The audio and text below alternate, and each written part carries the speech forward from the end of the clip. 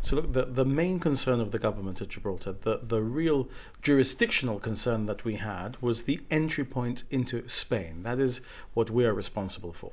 What happens in Spain, of course, is not the responsibility of the government of Gibraltar, it's the responsibility of the government of Spain.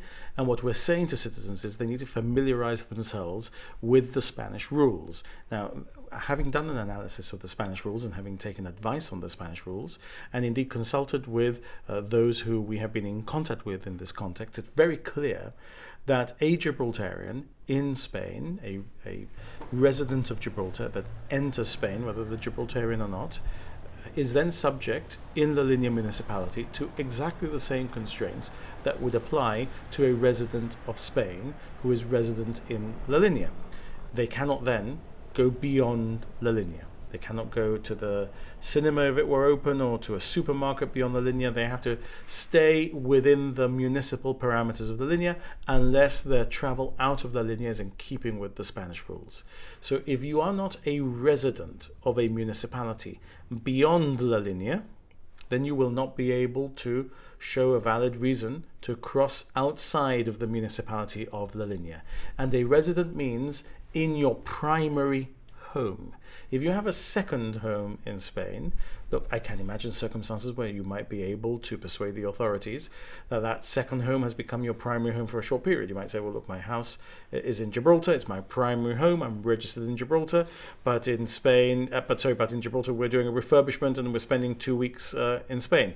I think you'll be probably unlucky in the sense that you will be told that you cannot access your second home. That's the reality. So just to be absolutely clear, what you're saying is unless you are registered as living in a property, say beyond La Linea, and that is your primary accommodation, you won't be allowed to travel to and from it during this period of restrictions. That is our understanding of the rules. I cannot give you a definitive view because this is not Gibraltar legislation that I'm dealing with.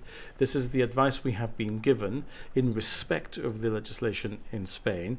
And indeed, we have to understand this is what the legislation is designed for. In other words, it's designed to keep people in their municipalities, the municipality in which they are primarily resident, and stop them from going to their secondary homes. Somebody in Seville may have a secondary home in Chiclana, or indeed from being able to go to visit their relatives in another municipality. This is what the rules are designed to do.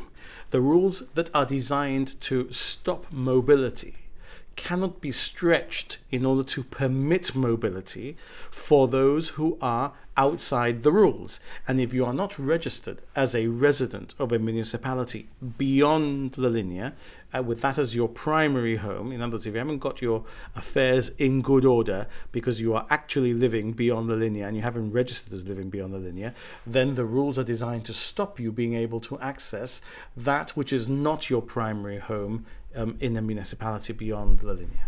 Okay, Chief Minister, thank you for clarifying. I just want to ask you about the flow at the frontier. In our past experience, there has been sometimes different interpretations of the laws and rules according to who happens to be on the ground on the day. Can you give us some assurances that this fluidity will continue and won't be disrupted depending on who happens to be there manning the frontier? I haven't taken leave of my senses, and therefore I'm not going to be able to give you an assurance that any Policía Nacional or Guardia Civil is not going to decide to apply his own views as to what is or is not the relevant applicable rule.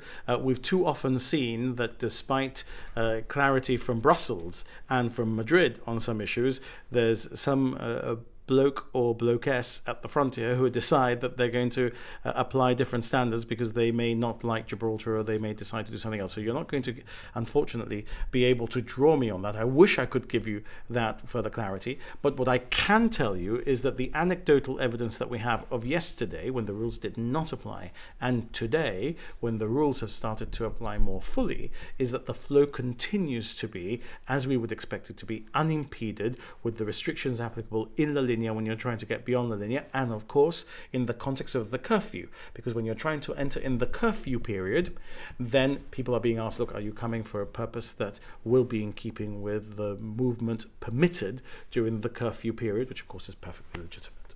I was at the frontier earlier on today and it did seem rather quiet. I mean, do you think that's down to perhaps the fact that some people aren't sure about what the rules are, or would you expect this to continue, and what impact would you expect it to have on Gibraltar over the next fortnight? Traffic flow is something which is topical these days. Let me tell you, I, as you know, walk to work on most days. I found that there is a lot less traffic in Gibraltar in the past 2 weeks already. I wonder whether that is connected to the restrictions that were already in place. Even around school gate time, there is a lot less traffic. Ironically, this week, there are still traffic jams at Queensway.